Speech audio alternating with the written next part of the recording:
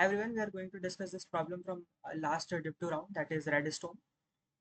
Problem में बोला ये गया है कि हमें हमारे पास n gears थे, ठीक है, and each gear has ai teeths, a teeths, ठीक है, and Steve wants to arrange them in a row. After that, after he's done arranging them, Steve will spin the leftmost gear with the speed of 1 revolution per second, and after he's done okay after he is done revolving, इसमें होगा क्या कि अगर किसी particular gear के पास x तीथ्स है और उसके पहले वाले गियर के पास वाई तीथ्स है और उसके पहले वाले गियर की स्पीड जेड है, तो नए वाले जो गियर है मतलब जिसके पास एक्स तीथ है उसकी स्पीड की वैल्यू होगी Y into Z into X, जहाँ पे वाई क्या है उससे उसके लेफ्ट में जो भी तीथ होगा उसकी वैल्यू, उसके लेफ्ट में भी जो जो भी गियर है उसके तीथ नंबर ऑफ तीथ, जेड है उसके लेफ्ट में जो भी गियर है उसकी स्पीड, और एक्स है the number of teeth this current one has. तो ये इसका फॉर्मूला है। क्वेश्चन में कहा ये गया है कि स्टीव इसको सेटिस्फैक्टरी अरेंजमेंट तभी मानेगा जब राइट मोस्ट गियर जो होगा, यानी कि ये वाला जो गियर होगा इसकी भी स्पीड कैसी होगी 1 revolution per second, ठीक है। जब राइट मोस्ट गियर होगा उसकी भी स्पीड 1 revolution per second होगी। हमें पता करना है कि जो भी हमारे पास सेट दिया हुआ है उससे हम 1 revolution per second right most की स्पीड बना पाएंगे या नहीं। That is all we have to check. So ये problem like it was a pretty basic mathematics problem. If you look at it, तो अगर let's suppose I make it like this. Okay, let's make it x1, x2, x3, x4. Okay, now here, और इसकी speed 1 होगी, ये तो हमें पता ही है। तो हमें x2 की स्पीड कितनी होगी, मतलब z2 अगर मुझे निकालना हो तो z2 कितना होगा, z2 would be x2 upon x1, right?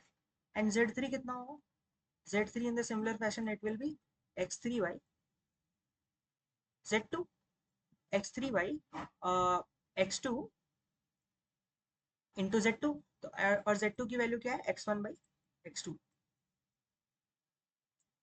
In the very similar fashion अगर मुझे z4 निकालना हो तो क्या हो जाएगा, ये अपॉन में x4 आएगा, ऊपर x3, एंड ये पूरा z3 आ जाएगा। और z3 में you can observe that x2 से कट रहा है तो वापस will be having x1 by x2, x1 by x2। तो ही और and x1 by x3, better say that x1 by x3।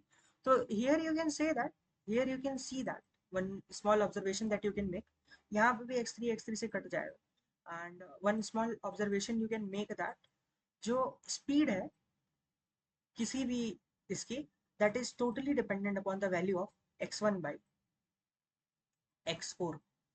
अगर मुझे इसको जनरलाइज करना हो तो I can write it as zn is equal to x1 by xn for any gear. This will be the speed ka generalized formula. So it is not dependent upon the number of number of gears or the speed that you have in between. It is completely dependent upon the first gear and the your current gear.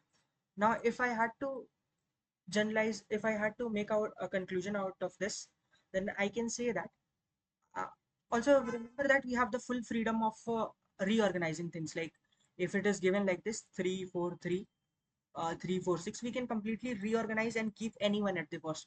So here as you know that we want कि हमें zn is equal to 1 चाहिए, मतलब right most gear की जो value चाहिए speed की वो हमें 1 चाहिए। तो हम लोग जो फर्स्ट गियर है और जो लास्ट गियर है उसको सेम रख सकते हैं। दैट मीन्स व्हाट, अगर फर्स्ट गियर मेरा g1 और g2 gn ये दोनों सेम हो जाए तब तो zn की वैल्यू 1 हो जाएगी, and this is what we want. So यही करेंगे इसको चेक।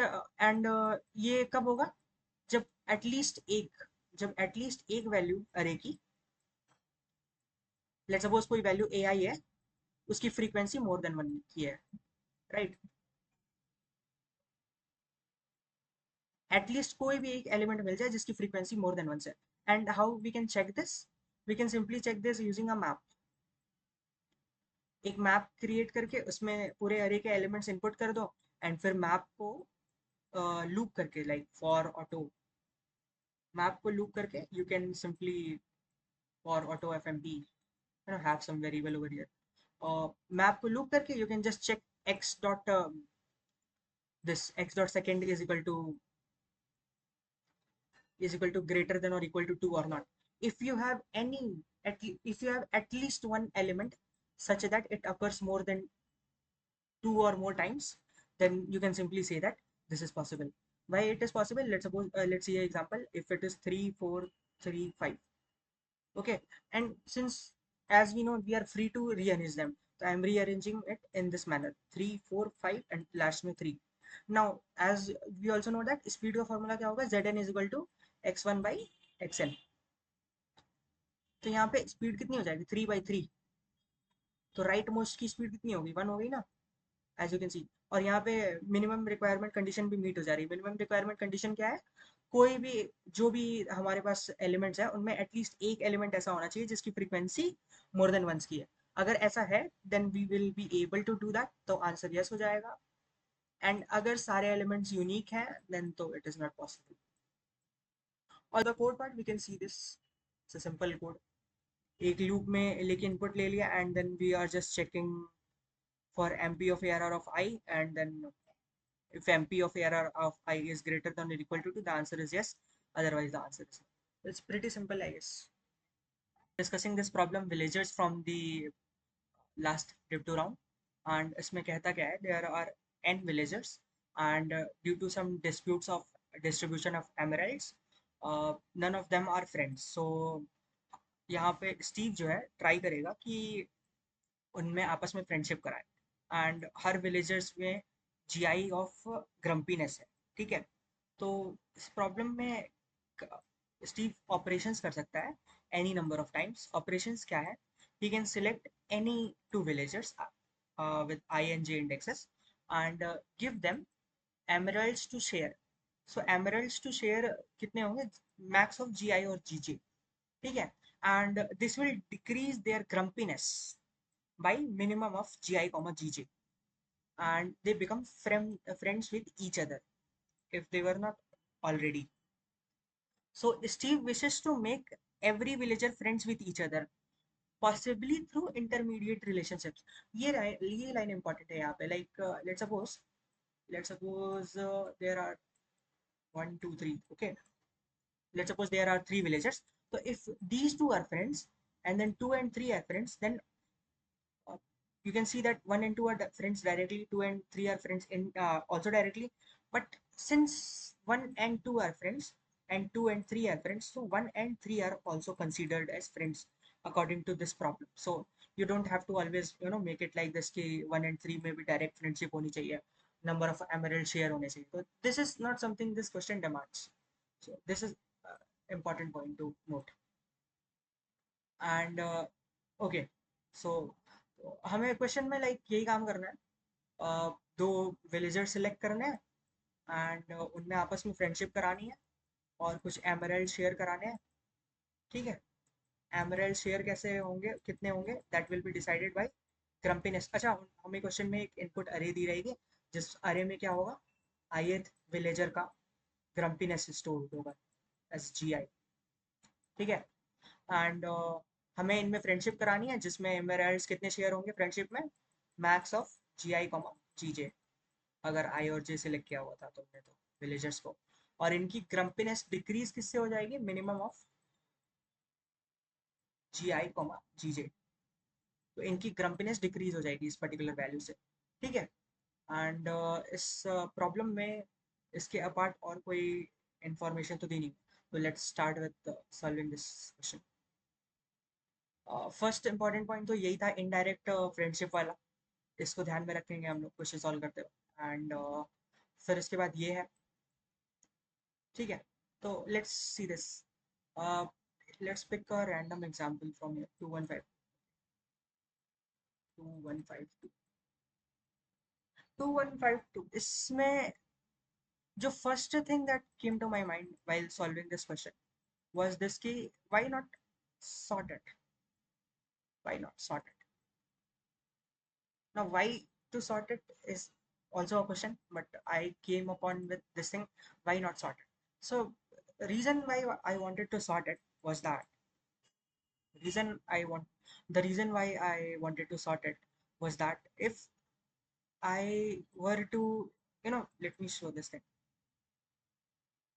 अगर मैं 5 और 1 में डायरेक्ट फ्रेंडशिप कराऊंगा, if you look at it, तो इनका ग्रम्पीनेस किससे डिक्रीज होगा? बाय 1. तो this will become 4, this will become 0. This is not optimal for us. This is not optimal for us. Why? Because अगर मैं 5 और 2 की डायरेक्ट फ्रेंडशिप कराता, फिर 1 और 2 की करा देता, एंड देन 2 और 2 की करा देता, तो मुझे ज़्यादा बेनिफिट होता एज कम्पेयर टू दिस. क्योंकि यहाँ पे मुझे 4 एमरल्ड भी 5 एमरल्ड शेयर करने पड़ गए, और ग्रम्पीनेस डिक्रीज हुआ सिर्फ और सिर्फ 1 से. तो it will be more beneficial for us to make friendship among the larger values, among the values which have much lesser difference. जैसे अगर 1 2 3 4 5 6 ऐसे दिया हुआ है, तो it will be more beneficial for us if we choose what? If we choose 5 and 6 to be friends, if we choose 3 and 4 to be friends, if we choose 1 and 2 to be friends, that will be more beneficial to us as compared to making random friends. So over here, first thing we are going to do is that we are going to sort the values. Why to sort? I have already told you. It will be more beneficial for us. The amount by which the grumpiness decreases will be larger, and the emeralds you'll be sharing is going to be, or is going to remain same. So that won't have much effect, but the amount of grumpiness that is going to decrease, it will be much larger. So first thing we are going to do is sort. Over here, if you sort, if you see, you can see that over here this will become 0, and then this will become 1, this will become also 0, this will become 1, this will become 0, this will become 1. Same scenario नहीं होता, अगर same scenario बिल्कुल भी नहीं होता अगर मैं randomly जैसे नॉन सॉर्टेड मैनर में करता, 1 और 3 में, 2 और 3 में, तो इतना डिक्रीज मुझे नहीं मिलता. एंड ऑल्सो क्वेश्चन में ये भी हमें कहा गया है कि नंबर ऑफ एमरल्ड शेयर जो होना चाहिए, दैट शुड बी मिनिमाइज, मतलब minimum number of emerald share होने चाहिए. ऐसे तो हम, अगर प्रॉब्लम ना होती, तो हम सबकी सबसे फ्रेंडशिप करा देते है ना. मतलब ये जो 1 है, इसकी फ्रेंडशिप हर एक से करा दो, फिर ये जो 2 है, इसकी भी फ्रेंडशिप हर एक से करा दो, मतलब लाइक दैट. तो ऐसे तो मतलब आंसर स्ट्रेट फॉरवर्ड मिल ही जाता. बट क्वेश्चन में कहा क्या गया है, हम सबकी फ्रेंडशिप नहीं करानी, हम इंटरमीडिएट फ्रेंडशिप का कॉन्सेप्ट भी यूज करेंगे, एंड अलॉन्ग विद दैट हम एमरल्ड जितनी भी है मिनिमाइज करने का ट्राई करेंगे. मिनिमम एमरल्ड स्पेंड करने हैं, that is something we have to take care of. So first thing we are done with sorting. Second thing is that let's see friendship कैसे कराओगे. Then again let me pick that example 2 3 4 5 6. अभी एक हमने बहुत अच्छी चीज notice करी थी यहाँ पे, इफ यू रिमेम्बर. 2 और 3 इनकी फ्रेंडशिप कराओ आपस में. Okay, let me take some odd even number of terms. इनकी फ्रेंडशिप अगर आपस में करा दो आप 2 और 3 की, तो क्रम्पीनेस डिक्रीज हो जाएगा बाई 2 इन दोनों का, तो दिस विल बिकम्स 1. इनका भी बाई 1 डिक्रीज, बाई 4 डिक्रीज हो जाएगा, एंड दिस विल बिकम 0 1 0 1. ठीक है. Now if you notice, these two are friends, these two are friends, and these two are friends. Okay. And the best thing now you have is you have this thing as 0. तो अगर मैं इनकी इनकी आपस में friendship करा दूं, और फिर इनकी इनकी आपस में फ्रेंडशिप करा दूं, जैसे ही ये दोनों फ्रेंडशिप करेंगे, क्या 1 और ये भी फ्रेंडशिप फ्रेंड बन जाएंगे? बट 1 और 0 को अगर मैं डायरेक्ट फ्रेंड बनाते जाता, तो मुझे एक एमरल्ड एक्स्ट्रा देना पड़ता, जो कि मुझे यहाँ नहीं देना पड़ेगा, क्योंकि 0 और 0 में मैक्स भी 0 होगा, तो तुम्हें एमरल्ड कितना शेयर करना पड़ेगा? 0. और यहाँ पे भी 0 और 0 में मैक्स भी 0 ही होगा, तो तुम्हें फिर से एमरल्ड 0 ही शेयर करने पड़ेंगे. तो this is something that you can notice, and this is very valuable insight from this particular test case that we are taking. So at the end, what I have been able to conclude that अगर मुझे ऐसे pairs मिले हैं, तो सबसे पहले तो मैं शॉर्ट कर लूंगा, और फिर मैं क्या करूंगा, an और an माइनस 1 को फ्रेंड बना दूंगा, एंड देन a4 a3 को फ्रेंड बना दूंगा, a2 a1 को फ्रेंड बना दूंगा. ठीक है. और इसके बाद हर टर्म में, जैसा कि मुझे पता है इनकी ग्रम्पीनेस कितने से डिक्रीज होगी? a1 से. तो यहाँ पे एक 0 बन ही जाएगा, और यहाँ पे फिर बनेगा a2 माइनस a1. ऐसे ही अगला टर्म क्या बनेगा? a3 रहेगा, तो वो 0 बन ही जाएगा, और फिर अगला क्या बनेगा? a4 minus e3. फिर इन 0 0 वाले की फ्रेंडशिप करा दो, उससे ये दोनों भी फ्रेंड बन गए और ये भी फ्रेंड बन गए। तो this is how we can do simply. तो कैसे स्टार्ट कर सकते हैं हम लोग? We can say that A N और ए एन माइनस वन की फ्रेंडशिप करा दिया, ठीक है। And then A N minus two और ए एन माइनस थ्री की फ्रेंडशिप करा दिया। एंड देन जैसे ही जब फ्रेंडशिप कराने के बाद ये जीरो हो जाएगा, ये भी जीरो हो जाएगा, इन दोनों की फ्रेंडशिप करा दो and we are done with this. That is how. अब एक क्वेश्चन मन में आ सकता है सबके कि अगर नंबर ऑफ टर्म्स ऑड होते तो क्या होता, मतलब लेट सपोज 1 2 3 4 5 होता है ऐसा कुछ, तो क्या होता? क्योंकि यहाँ पे फिर तुम 4 और 5 को फ्रेंड बना सकते थे, 2 और 3 को बना सकते थे, वन का क्या? तो वन के लिए भी लाइक बहुत सिंपल सी चीज़ है यार, 4 to 5 के फ्रेंड फ्रेंड बना दो। तुमने एमराल्ड कितने स्पेंड कर दिए? 5, और ये बन गया 1, ये बन गया 0।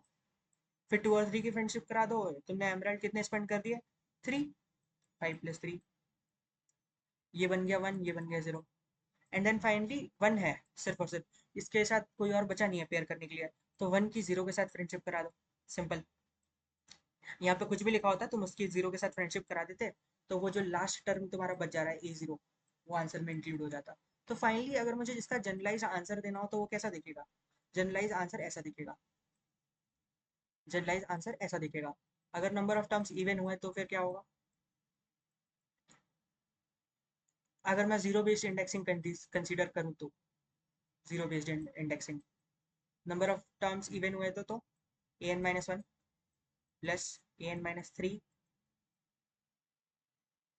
Plus an-5 and so on till an1, A0, A1, ठीक है, टिल A1। और अगर नंबर ऑफ टर्म्स ऑड हुए तब, नंबर ऑफ टर्म्स ऑड हुए तो then also you can go like this, तो keep on adding and last में अलग से तुम्हें A0 ऐड करना पड़ेगा, दैट्स इट। तो this problem was like also like pretty intuitive, कुछ खास इसमें था नहीं। The best part that you had to realize was this thing: intermediate relationships, intermediate friendships. If you are able to crack this down, then realizing this point is pretty simple. So यही इसका answer होगा। And let's look at the code part. Let's look at the code part. So here you can see I have taken the input and this is the array. I have sorted the array and initialized the answer variable with answer is equal to 0, and then again back से start करके 0 से पहले तक के odd terms में answer में include करते जा रहे हो। एंड देन अगर तुम्हारा ये जो नंबर ऑफ टर्म्स थे वो अगर ऑड थे तो फिर A0 को भी आंसर में इंक्लूड कर दिया, that's it. And then answer print कर दिया। So this was it, I guess you understood.